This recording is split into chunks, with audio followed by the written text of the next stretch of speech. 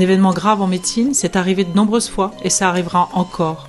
C'est lié au fait que la médecine est très complexe et que les soignants sont humains et donc peuvent faire des erreurs. C'est normal d'être impacté. Savoir que tout le monde ressent des choses similaires dans de telles situations peut aider.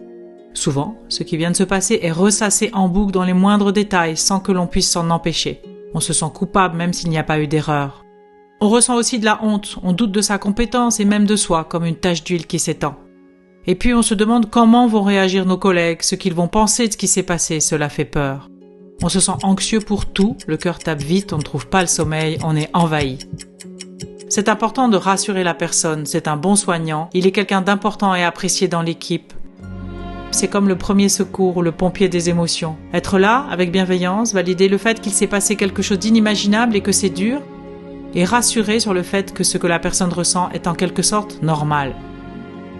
Tout ce soutien permet d'améliorer la qualité de la rencontre avec le patient ou sa famille. Ceci participera aussi à la reconstruction du soignant. On peut être rassuré, même si cela prend parfois plusieurs mois, la majorité des soignants arrivent à se reconstruire après cet événement. Et pour environ 1 soignant sur 10 seulement, cela restera difficile après plusieurs mois. Une prise en charge spécialisée sera alors possible, sans jugement. Ce n'est pas une faiblesse, cela arrive parfois lorsqu'on est soignant, c'est un métier dangereux pour les sentiments. En définitive, face à un événement grave, se rapprocher d'un collègue de façon simple et immédiate apporte un soutien majeur. Une sensibilisation du plus grand nombre à ces premiers secours émotionnels renforcera le maillage et les possibilités de soutien.